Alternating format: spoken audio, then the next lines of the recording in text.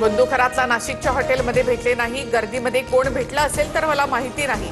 तृप्ती देसाईंकडे पुरावे असतील तर दाखवावेत. नीलम गोरेंनी आरोप फेटाळले. मंत्रिपद मिळावं म्हणून नीलम गोरे बंदुखरातला भेटल्या. भविष्य सांगण्यासाठी खरात गोरेंची हॉटेल आणि कार्यालयात भेट. तृप्ती देसाईंचा गंभीर आरोप. गोरेंविरोधामध्ये शिंदेंकडे तक्रार करणार. बंदुखरात प्रकरणी रुपाली चाकणकरांना एसआयटी समन्स बजावल्यानंतरही अद्याप चौकशी नाही. दरम्यान चाकणकरांच्या पतीचे रायगडमध्ये अनधिकृत बांधकाम असल्याचाही भाजप पदाधिकाऱ्याचा आरोप.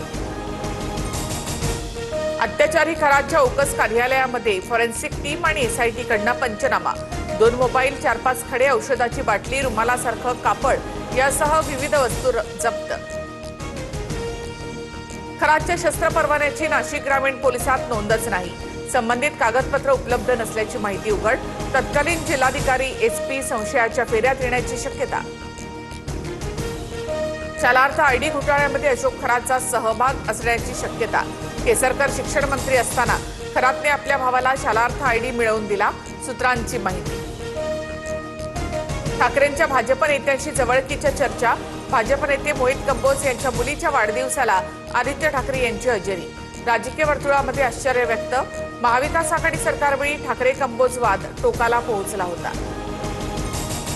ठाकरे भाजपाकडे जाण्याचा मार्ग शोधत आहेत. संजय शिरसाट यांचा टोला. तर राजकीय विरोधकांच्या घरी शुभ कार्याला जातो पण वैचारिक मतभेद कायम. राऊतांकडनं स्पष्ट. हॉर्मुझची सामुद्रधुनी खुली करा अन्यथा इराणला पूर्णपणे उद्ध्वस्त करू. इराणचे पॉवर प्लांट्स खार्ग बेट नामशेष करू. डोनाल्ड ट्रम्प यांची पुन्हा धमकी. अमेरिकेला इराणचं तेल हवंय. अमेरिका इराणच्या खार्ग बेटावर ताबा मिळवू शकते. डोनाल्ड ट्रम्प यांचा मोठा दावा. गोरेंनी तृप्ती देसाईंचे सगळे आरोप फेटाळले आहेत. बंदुखरातला नाशिकच्या हॉटेलमध्ये भेटले नाही असं गोरेंनी म्हटलंय. गर्दीमध्ये कोण भेटलं असेल तर मला माहिती नाही असंही त्यांनी स्पष्ट केलं. दरम्यान मंत्रिपदासाठी नीलम गोरे खरातला भेटल्याचा आरोप तृप्ती देसाईंनी केला होता. भोंदूबाबा अशोक खरात प्रकरणात रोज नवनवे कारनामे समोर येत असताना सामाजिक कार्यकर्त्या तृप्ती देसाईंनी खळबळजनक दावे केलेत. भोंदूबाबा खरात प्रकरणात तृप्ती देसाईंनी नीलम गोरेंवर गंभीर आरोप केले. नीलम गोरे 5 ते 6 वर्षांपासून अशोक खरातच्या भक्त असल्याचा दावा तृप्ती देसाईंनी केलाय. नीलम गोरे राजकीय फायद्यासाठी खरातला भेटल्या होत्या असा दावा तृप्ती देसाईंनी केलाय.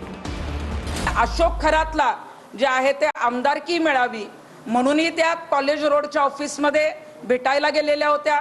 तुम्हाला मंत्रिपद पाहिजे होतं म्हणून मंत्रिपद मिळावं यासाठी सुद्धा भविष्य बघायला तुम्ही खरातच्या कॉलेज रोडच्या ऑफिसमध्ये गेलेला होता. जे अशोक खरात प्रकरणामध्ये रुपाली चाकणकरांची चौकशी झाली होणार आहे. त्यांना समन्स येणार आहे. मग आता नीलम गोरेंची चौकशी का करू नये?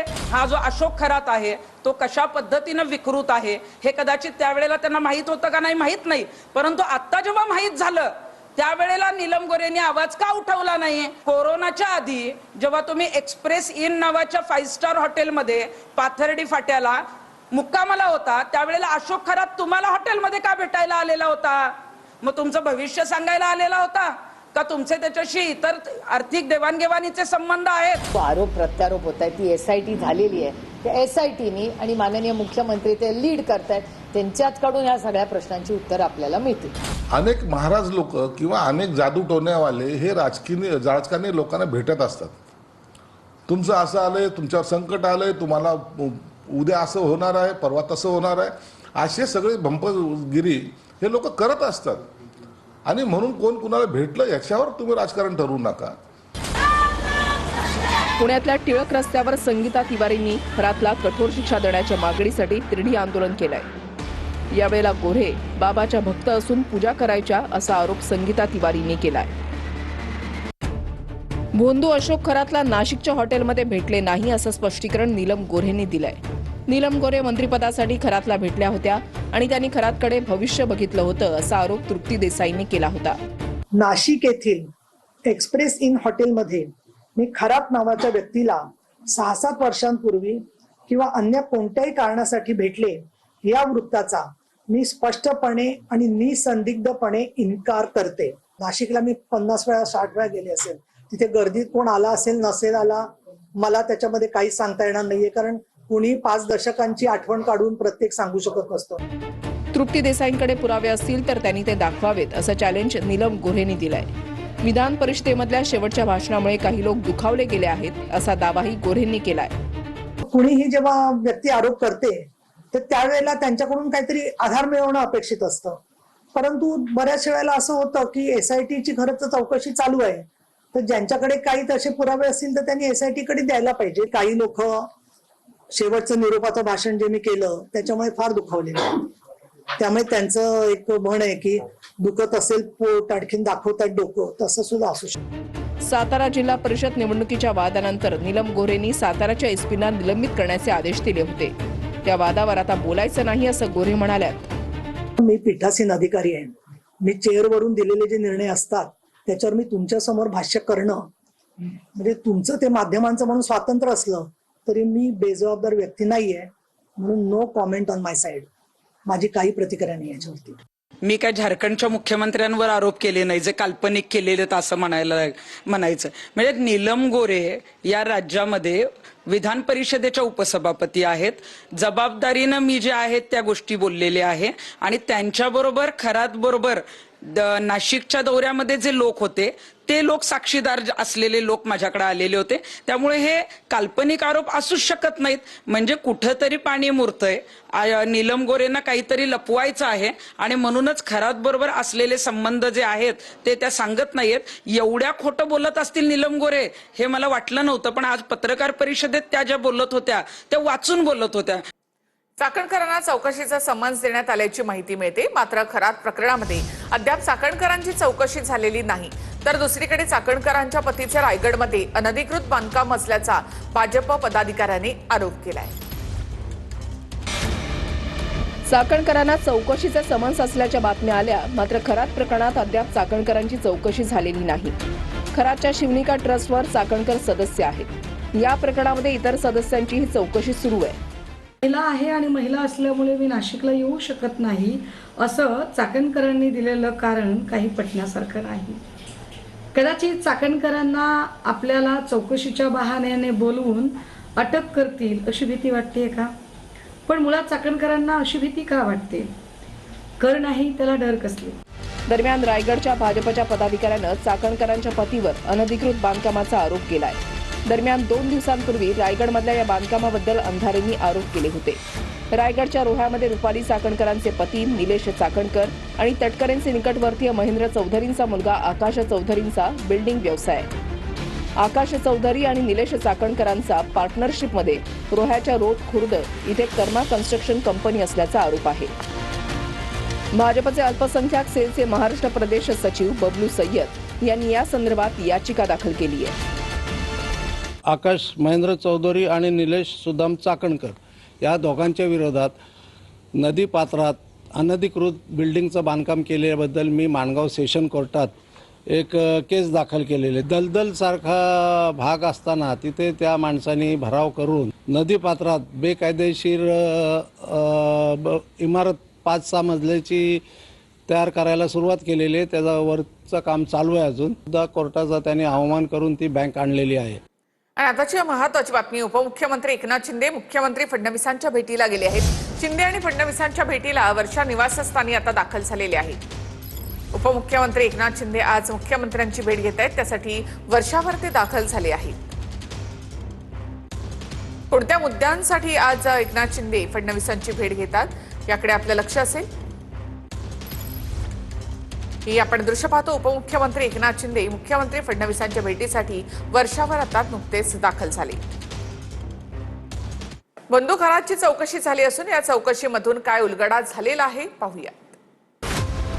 बोंधूबाबा खरातच्या ओकस प्रॉपर्टी कार्यालयात एसआयटी कडून झाडाझडती घेण्यात आली. यामध्ये औषधाची बाटली, विविध प्रकारच्या आकारांचे खडे आढळून आलेत. सील केलेलं कार्यालय पुन्हा एकदा उघडून फॉरेन्सिक टीम आणि एसआयटी पथकानं या संदर्भात पंचनामा केलाय. बोंधू खरातच्या मोबाईलमधून अनेक धागेदोरे समोर येत आहेत. खरातच्या मोबाईलमध्ये 2,500हून अधिक नंबर कोडवर्डमध्ये सेव्ह असल्याची सूत्रांची माहिती आहे. खरातचे 2 मोबाईल जप्त केले असून पीडितांशी संपर्क साधण्यासाठी खरात वेगळ्या मोबाईलचा वापर करायचा अशी सूत्रांची माहिती आहे. बोंधू खरातच्या शस्त्र परवान्याची नाशिक ग्रामीण पोलिसात नोंदच नसल्याची माहिती आहे. शस्त्र परवाना संबंधित कागदपत्र उपलब्ध नसल्याची माहिती उघड झाली आहे. त्यामुळे तत्कालीन जिल्हाधिकारी आणि एसपी संशयाच्या फेऱ्यामध्ये येण्याची शक्यता आहे. भोंदू खरातनं स्वतःच्या भावाला 2022 साली केसरकर असताना शालार्थ आयडी मिळवून दिल्याची सूत्रांची माहिती आहे. दिलीप खरात सिन्नर तालुक्यामधील बारागाव पिंपरी गावातील new English school and junior कॉलेजमध्ये शिक्षक म्हणून कार्यरत आहे. केसरकरांना मध्यस्थी टाकत हे आयडी मिळवून दिल्याची शिक्षण विभागामध्ये जोरदार चर्चा आहे. भोंदू खरात लोकांना देणाऱ्या चिंचोके सदृश्य बियांचा फोटो समोर आलाय. हजारो लोकांना चिंचोके सदृश्य गोष्टी देऊन भोंदू खरात फसवणूक करायचा. किरकोळ किमतीमध्ये मिळणाऱ्या या बिया भोंदू खरात लाखोंना विकायचा.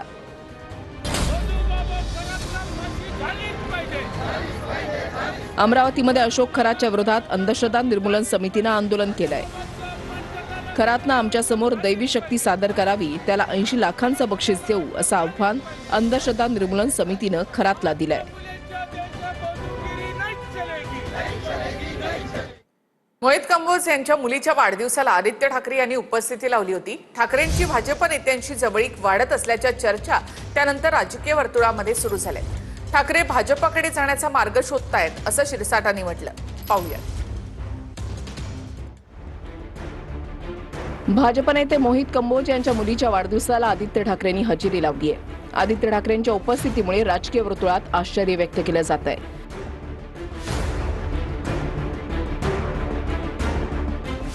त्यामुळे मोहित कंबोज आणि ठाकरेंमधील राजकीय शत्रुत्व संपलं का अशा चर्चा राजकीय वर्तुळात सुरू झाल्यात. कंबोज यांच्या मुलीच्या वाढदिवसाला शनिवारी मुख्यमंत्री फडणवीसांसह अनेक मोठ्या राजकीय नेत्यांनी सेलिब्रिटींनी हजेरी लावली होती. या वाढदिवसाला आदित्य ठाकरे आणि मिलिंद नार्वेकर यांचीही उपस्थिती होती. मविया सरकारवेळी ठाकरे कंबोज वाद टोकाला पोहोचला होता. गुवाहाटीला गेलेल्या शिंदेच्या आमदारांसोबत मोहित कंबोज दिसून आले होते. त्यामुळे ठाकरेंच्या नेत्यांच्या निशाण्यावर मोहित कंबोज होते. त्याचवेळी मोहित कंबोज यांनी देखील ठाकरेंवर सातत्यानं टीका केली होती. तर कंबोज यांच्या मुलीशी आमचं काही वैर नसल्याचं अंधारे म्हणाल्या. कंबोजच्या पोरीशी आमचं काही वैर असायचं काही कारण नाही. हा एक भाग आहे. आणि मला वाटतं की जगात इतके सगळ्या उलथापालथी मोठ्या होत आहेत, त्याच्यावरचे प्रश्न सोडून आपण या प्रश्नावर का अडताय कळत नाहीये. एक लक्षात घ्या, कंबोजला आम्ही आधी विरोध केलाय आणि आताही विरोध करू आणि याच्या पुढे सुद्धा विरोध करत राहू. मोठा बिझनेसमॅन झाला की सगळेच जातात, त्यामुळे कदाचित ते गेले असावेत असं मला वाटतं. विरोधकांकडे आता पर्याय राहिलेला नाही. आमचा बॉस हा सागर बंगल्यावर बसतो किंवा आता वर्षा बंगल्यावर आहे. आता हळूहळू देवेंद्र फडणवीस साहेब सगळ्यांचेच बॉस होणार आहेत. भाजपकडं अप्रोच होण्याचा वे ते शोधतायत आणि म्हणून ते आज मनोज त्या कुंभोजच्या कार्यक्रमामध्ये गेले होते. कोणी एखादा शुभ कार्याला बोलवला असेल, शुभ कार्य,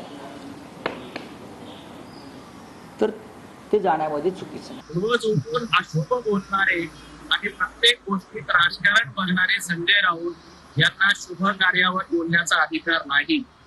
रोज उठून अशुभ बोलायचं, रोज उठून खोटं बोलायचं, एवढाच धंदा संजय राऊतांना उरलेला आहे. राज्यातील नागपूर, छत्रपती संभाजीनगर, कोल्हापूर या महत्त्वाच्या शहरांसह अनेक ठिकाणी आजही एलपीजी पंप बंद आहेत, ज्यामुळे ग्राहकांना मोठा मनस्ताप सहन करावा लागतोय.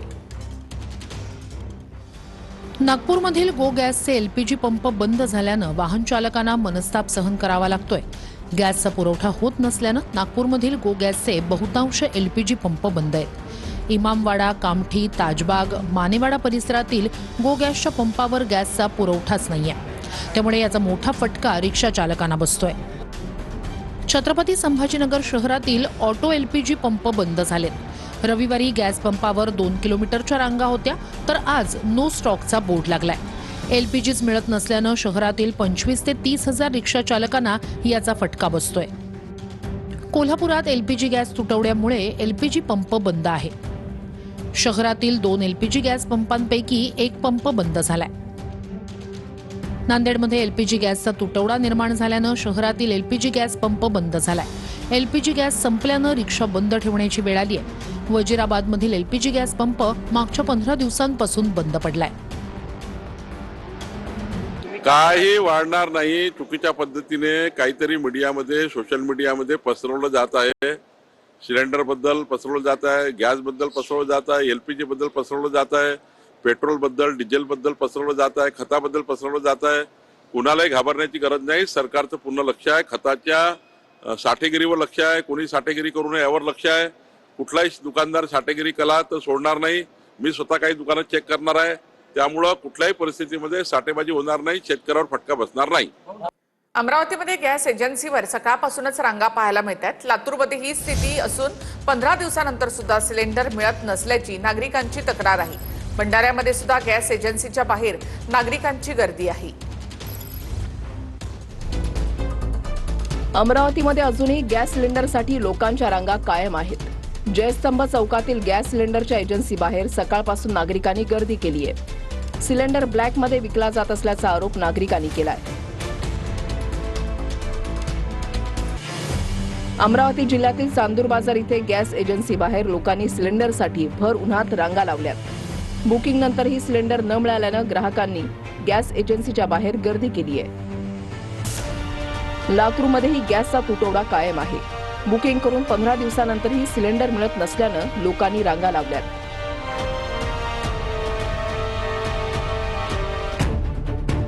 भंडाऱ्यामध्ये गॅस सिलेंडरसाठी नागरिकांनी सकाळपासून मोठी गर्दी केली आहे. अनेक नागरिक तासनतास रांगेमध्ये उभे राहून सुद्धा सिलेंडर मिळत नसल्यानं संताप व्यक्त करत आहेत.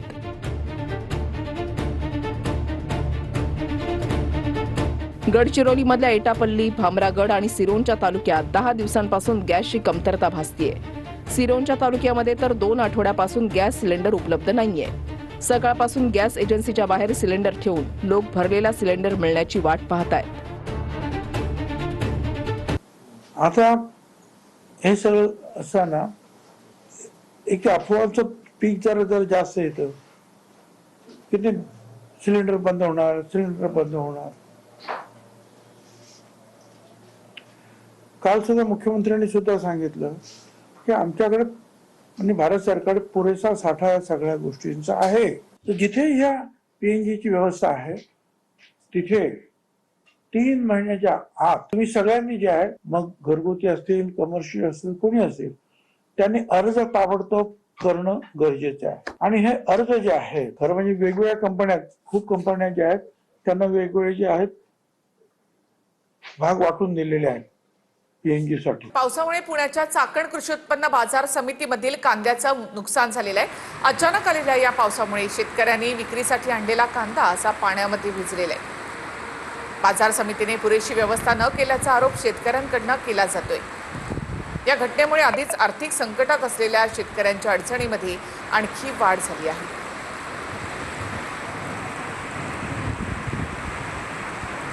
तर जालना जिल्ह्यातल्या जाफराबाद तालुक्यामधील बुद्रुक गावासह आसपासच्या परिसरामध्ये वादळी वाऱ्यासह अवकाळी पावसानं हजेरी लावली. वादळी वाऱ्यासह झालेल्या अवकाळी पावसामुळे शेतकऱ्यांच्या काढणीला आलेल्या पिकांचं मोठं नुकसान झालंय. त्यामुळे शेतकऱ्यांच्या चिंतेत वाढ झाली.